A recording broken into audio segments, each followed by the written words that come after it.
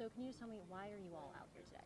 Absolutely. So we're here in solidarity with the Gaza Solidarity Encampment starting around Cal Poly Humboldt, as well as in Rochester. All of the nation's student workers and student faculty and just organizers in general are taking their power back and making sure that we dictate what happens on our campus and not the faculty themselves. We pay the tuition. We are the people that sit in these classes all day. It should be us determining what we are complicit in, and we refuse to be complicit in this genocide.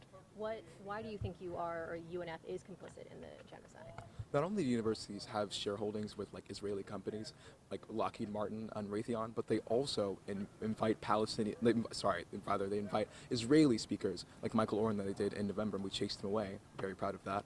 But they have made sure to invest in Israel, whether monetarily, socially, or politically, while doing nothing for Palestine. If we're going to talk about this as a conflict, which it is a literal genocide, we must principally put our support and our attention on Palestine. There are people with no water, and they have had no water for months, long before October, but now they're being bombarded. 35,000 lives are now gone. Over 15,000 of them being kids. That's unacceptable anyway. And our tax dollars and our elected officials are using our resources in the U.S. to actively fund that genocide. So we say no more. We will not be complicit in any sort of acts like this when we have people in Jacksonville that have nowhere to go, no food on the table, no house to live in, nowhere to raise their children. That's a shame. While we are sending millions, if not billions of dollars overseas, we are actively disenfranchising our community. And that's that case all over the nation, and it certainly is on the UNF campus.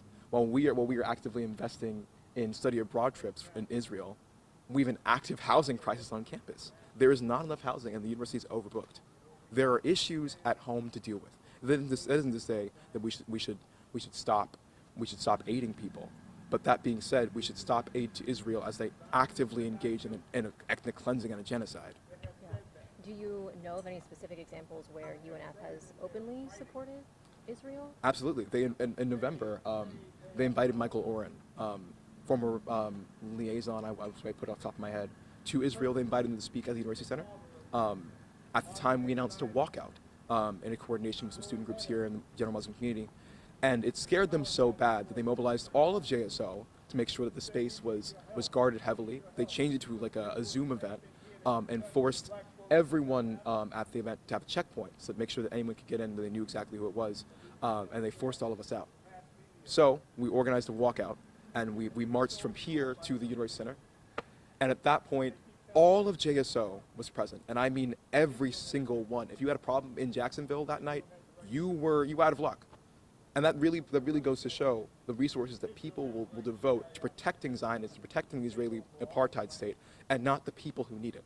The Palestinians, our students, the people of Jacksonville. If these people are really here to protect us and serve us, they should do so wholeheartedly and not stand up for an active regime that engages in apartheid and engages in genocide. We will no longer be complicit in it. Were you all, before, as you were organizing this, were you all worried about the police presence that was going to be here? Absolutely. We'd be fools if we weren't a little scared. There was no one here that wouldn't say that they weren't scared, but we couldn't do something for the community without the JCAC, Jacksonville Community Action Committee, as well as JPSN, the Jacksonville Palestine Solidarity Network, that really supported us throughout this entire thing.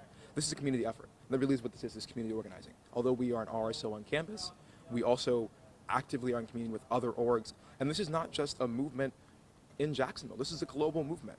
All over the world, you are seeing people stand up and fight back for Palestine. I saw a protest in Italy today of people like on their banners saying, "Stand up with students, stand up for Palestine." And that really is what it is. It's just it's a powder keg that's been waiting to explode. People are finally realizing that all of our issues are connected, and they're willing to fight back as hard as they possibly can. Now, it's my understanding that you all have been given a warning that you can't set up tents here. Are you going to, how long do you plan to stay, I guess? As long as we possibly can, as long as it's safe to do so. Okay. Would you be willing to be arrested or escorted off campus, if that's what it comes down to? If need be. Not only do we have support in making sure that we fight those charges, but we believe they are wholly unjust. We are students on campus, we pay tuition, we have the right to be here, and we have free speech. That's our First Amendment right.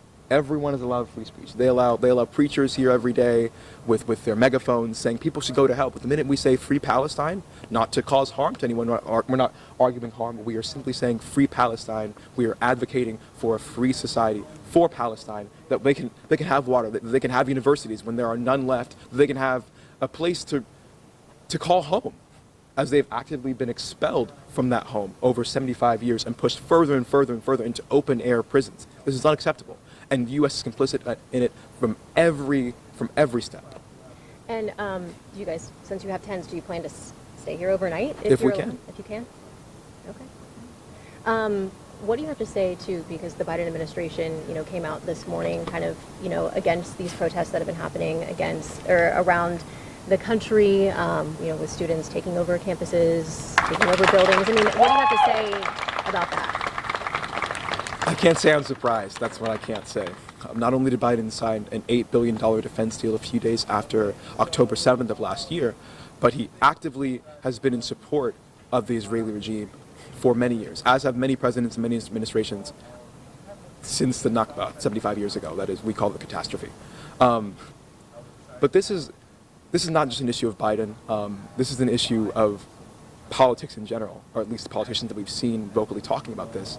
There are so few politicians that are willing to stand up and fight back about this, not only in support of their voter base, but also just because their shareholdings encourage them and incentivize them to support Israel.